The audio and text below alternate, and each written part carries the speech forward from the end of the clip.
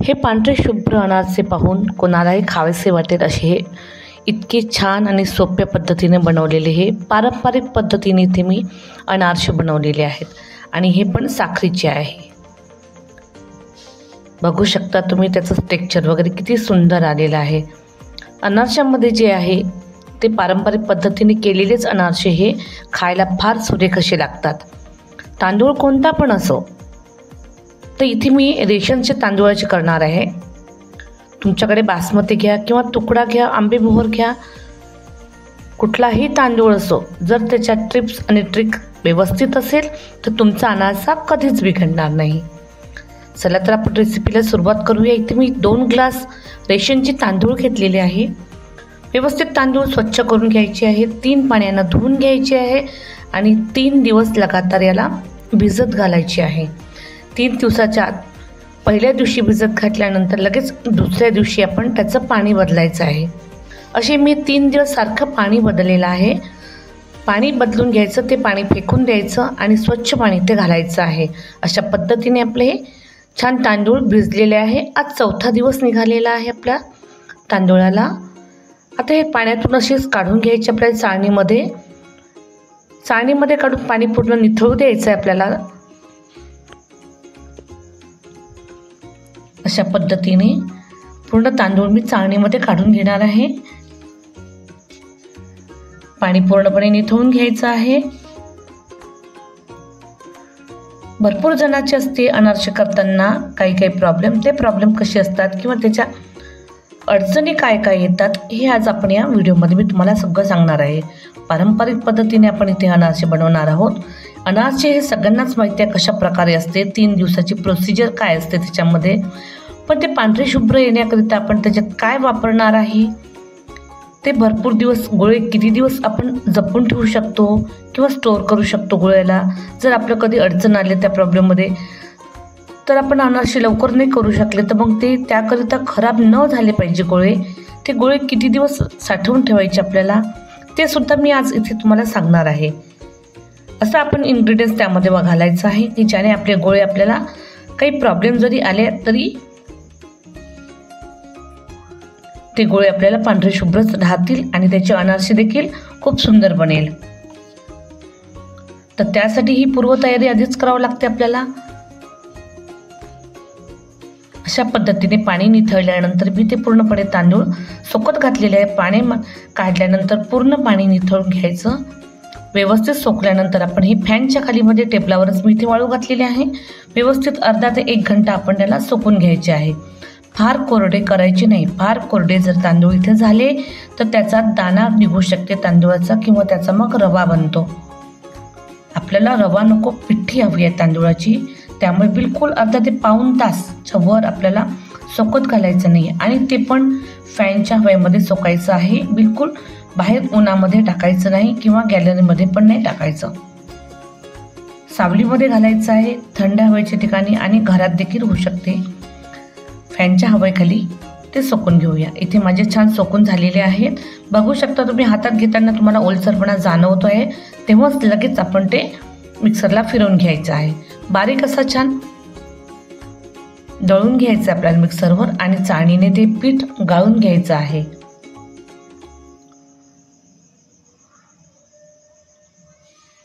पहिली टिप मी तुम्हाला देत आहे, तांदूळ बिलकुल स्वच्छ धुवून आणि साध्या पाण्याने आणि वरच्यावर पाणी बदलून घ्यायचं। 3 दिवस पाणी बदलल्यानंतर ते पाणी निथळून घ्यायचं आहे आणि सोकू घालताना बिलकुल अर्धा ते पाऊण तासच्या वर त्याला हवेमध्ये किंवा फॅन खाली सोकवायचं आहे। इथे आपली दुसरी टिप्स संपलेली आहे। दुसरी टिप्स म्हणजे फॅन खालीच आपल्याला ते तांदूळ सोकून घ्यायचे आहे आणि फार वेळ ठेवायची नाही। लगेच आपल्याला हाताला ओलसरपणा असताना तांदूळ काढून घ्यायचा आहे, नाही तर तुमचा तो ड्राय होतो आणि त्याचा रवा पडतो। तिसरी टिप्स, ते बांधताना आपण त्याच्यामध्ये असा कोणता इन्ग्रेडियंट्स घालणार आहे की ज्याने आपले तांदूळ छानपैकी गोळे देखील बनतील आणि ते तुम्हाला 1 महिना गोळे तसेच स्टोअर करू शकतो आपण, किंवा कोणती प्रॉब्लेम आली तर आपण जर अडचणीत असलो तर वेळेवर आपण जर अनारसे करू नाही शकलो तरी ते गोळे तुम्हाला तसेच मिळतील, त्याला अजिबात वास येणार नाही। ती एक वस्तू त्याच्यामध्ये आपल्याला घालावं लागेल। ते मी समोर व्हिडिओमध्ये दाखवणारच आहे। अशा पद्धतीने आपण तांदूळ पूर्णपणे गाळून घेतलेले आहे व्यवस्थित।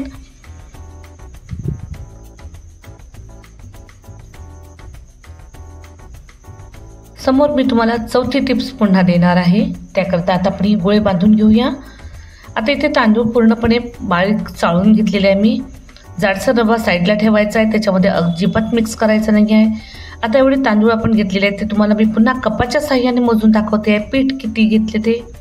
आणि त्याचे आपल्याला एक भाग कमी साखरपिठी घ्यायची आहे। साखरपिठी देखील मी आधीच करून ठेवलेली आहे, त्यामुळे आपण पीठ मोजून घेतल्यानंतर त्याच मेजरमेंटनी साखर घालायची आहे आपल्याला त्याच्यामध्ये। तुम्ही जर माझ्या चॅनलला पहिल्यांदा व्हिजिट देत असाल तर माझ्या चॅनलला तुम्हाला सबस्क्राईब करायचं आहे, व्हिडिओला लाईक करायचं आहे आणि बेल आयकन देखील नक्की प्रेस करायची आहे। बेल आयकन प्रेस केल्यामुळे तुम्हाला माझे नवीन व्हिडिओ बघायला मिळतील, तर नक्की बेल आयकन प्रेस करायला मात्र विसरू नका। बघू शकता आपल्या इथं 3 कप फुल झालेले आहेत, 4 झालेले बहुतेक। आणि आता हे आपले राहिलेले आपण त्याच्यात टाकून घेणार आहोत।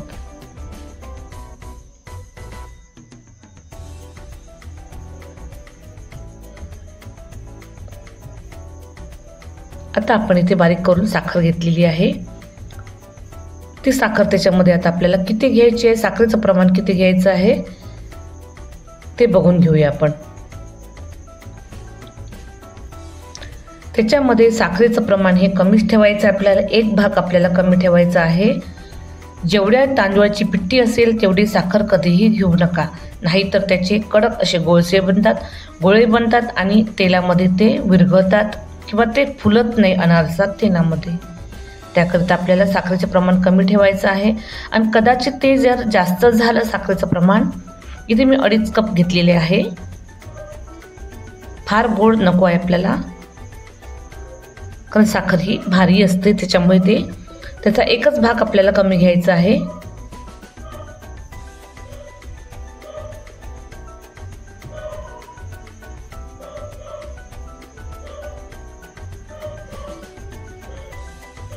अशा पद्धतीने आपले हे पीठ दोन्ही पण एकत्र करायचं आहे, हाताने व्यवस्थित चोळून घ्यायचे आहे। हाताच्या गरमीने ते छान असे गोळे बनतील, त्यामुळे त्याच्यामध्ये काही टाकण्याची भरपूर आवश्यकता नाही आहे। दोन्ही पिठी आता मी छान हाताच्या साहाय्याने मळून घेत आहे।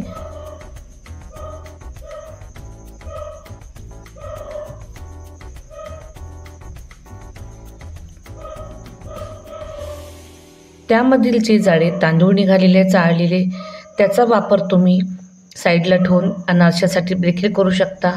कोणी अनारसे करताना त्याच्यामध्ये मी 2 टेबलस्पून इथे दही घातलेलं आहे। दही घातल्यानंतर ते आता हाताच्या गरमीने आणि व्यवस्थित ते चोळून घ्यायचं आहे। जास्त त्याच्यामध्ये आपण बाकी काही ॲड करणार नाही आहे। अशा पद्धतीने व्यवस्थित ते करायचं आहे। आवडत असेल तर आपण तुम्हाला अर्धा चमचा त्याच्यामध्ये वेलची पूड घालायची आहे। वेलची पूडनं फार सुंदर असा स्वाद पण येतो आणि अनारसे अगदी फार छान लागतात। याआधी मी गुळाच्या अनारसेची रेसिपी देखील अपलोड केलेली आहे, ते तुम्ही जाऊन बघू शकता।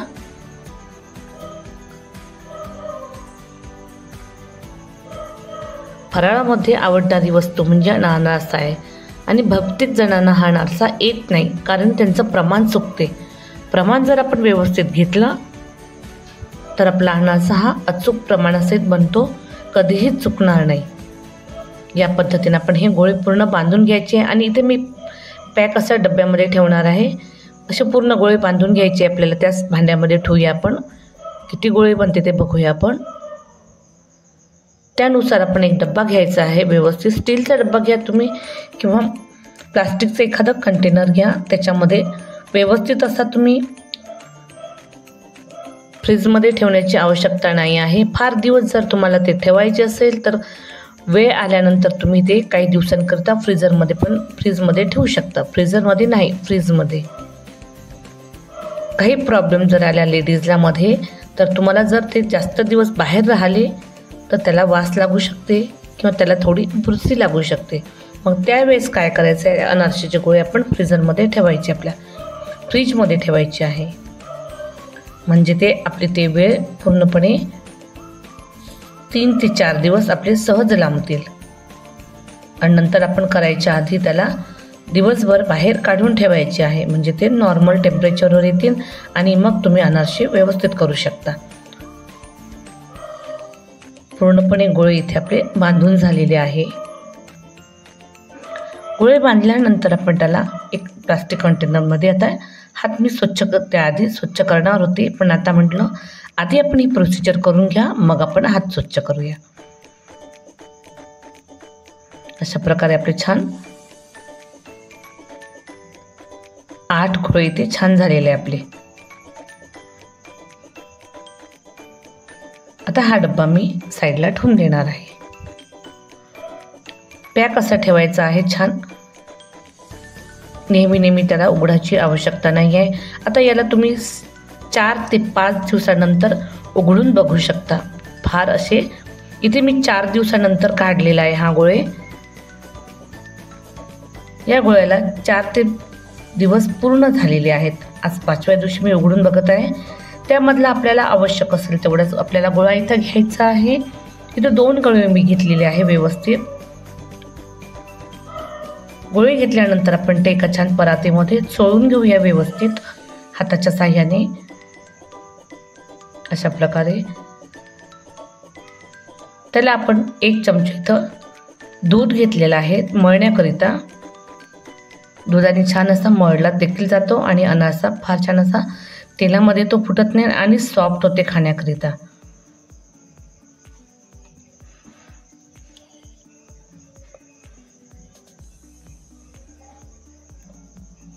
पुन्हा अर्धा चमचा मी तर ते दूध घेत आहे.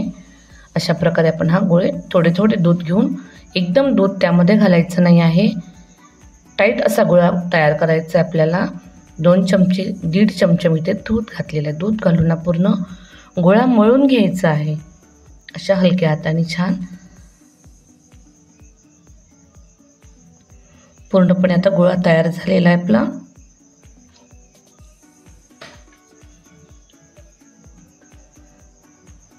आता हा आपण गोळा तयार करून आपण 2 तासासाठी आपण झाकून ठेवूया. अशा पद्धतीने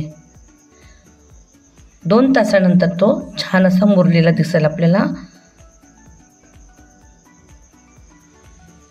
कारण लगेच आपण गोळा केल्याबरोबर आपण ते अनारसे करणार नाही आहोत, कारण की ते याकरिता नाही करणार आहोत की ते जर आपण तसे केले तर खूप फार असे कडक होते. उंडा फार आपला कडक आहे. त्याकरिता आपण त्याला 2 तासानंतर आपण मुरू द्यायचा आहे. आपला छान असा मुरलेला आहे. पुन्हा आपण एकदा चुरून घेऊया ते. उंडा जर आपल्याला कडक वाटत असेल त्याच्यात मी अर्धा चमचा दही घालणार आहे. बिलकुल आंबट दही नाही घ्यायचं आहे, फ्रेश असं दही घ्यायचं आहे लागत असेल तर. अर्धा चमचा दही इथे मी घेतलेला आहे छान. पुन्हा एकदा मी ती उंडा मळून घेते व्यवस्थित अशा पद्धतीने.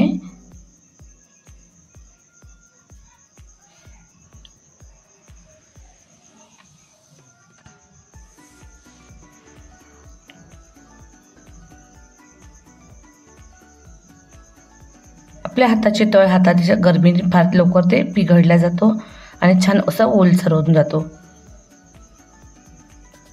2 तास आपण आधी भिजत टाकल्यामुळे छान गोळा मुरलेला आहे आपला.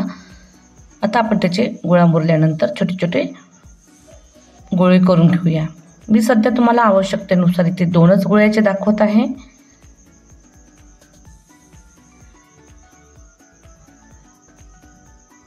जेव्हा आपल्याला अनारसे खावायचे वाटते त्याच वेळेस आपण हे 2-2 गोळे करून गरम गरम असे खाऊ शकतो.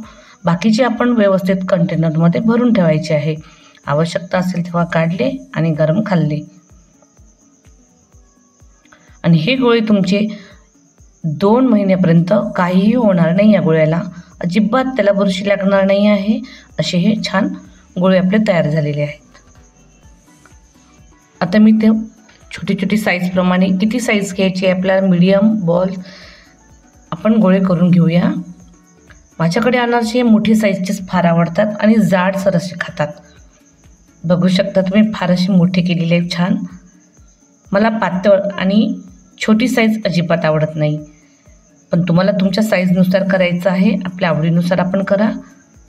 बघू शकता तुम्ही इथं मी छान इथे हे रवा घेतलेला आहे मी, खसखस न घेता.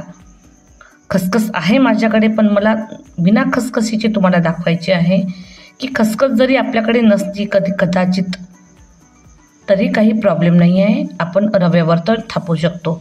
मी तुम्हाला रव्यावर कशा पद्धतीने जाळी येते हे तुम्हाला दाखवणार आहे. इथे तुपाचे 2 बोटाला तूप लावून घ्यायचं आपल्याला किंवा तेल लावून घ्यायचं आहे आणि जो आपण प्लेटमध्ये रवा गाळलेला आहे त्याच्यावर व्यवस्थित बोटाच्या साहाय्याने असं छान फिरवून घ्यायचं. बघू शकता माझा अनारसा छान असा फिरत आहे. एकसारखा असा थापून घ्यायचा बोटाच्या साहाय्याने.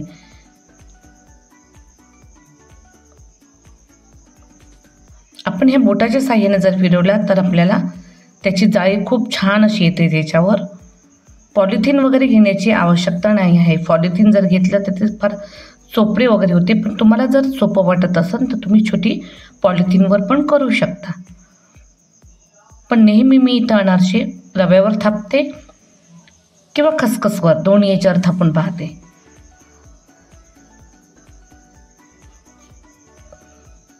आधी आपण तेल गरम किती करायचं, टेम्परेचर किती ठेवायचं, अनारशाकरता तेल मी आधी ठेवलेलं आहे. त्याआधी मी फुल गॅस केला होता. तेल गरम झाल्यानंतर त्याची लो कमी करायची आपल्याला. आधी मी गोळा छोटा टाकून तो चेक केलेला आहे, गोळा व्यवस्थित झालेला आहे आणि लगेच आपण अनारसा त्याच्यात सोडणार आहे. जे खालची रव्याची बाजू आहे ते वरच्या साईडला घ्यायची आहे आणि तेल हे त्याच्यामध्ये भरपूर टाकायचं आहे कढईमध्ये, म्हणजे अनारसा असा खेळता तेलामध्ये तो निघाला पाहिजे. ते म्हणतात ना जुन्या काळी की अनारसा छान तेल कसं हवं तर खेळतं हवं, म्हणजे आपण अनारसा टाकल्याबरोबर व्यवस्थित असा फुलतो तो त्याच्यामध्ये. आणि हे झाऱ्याच्या साह्याने किंवा आपल्याला एखाद्या चमच्याने त्यावर तेल असं वर सोडायचं. बघू शकता तुम्ही, फार असं छान अनारसा झालेला आहे, अजिबात तुटला नाही आहे आणि फार छान अशी जाळी देखील पडलेली आहे.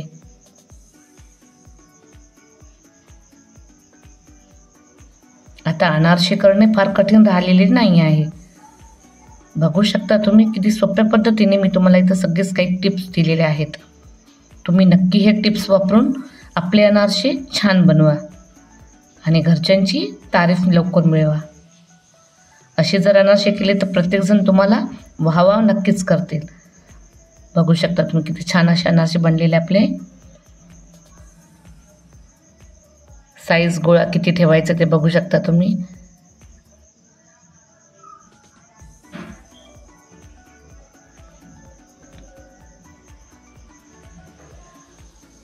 व्हिडिओ आवडला तर नक्की शेअर करा. कमेंट्स करून सांगा की तुम्हाला हे व्हिडिओ कसा वाटला ते.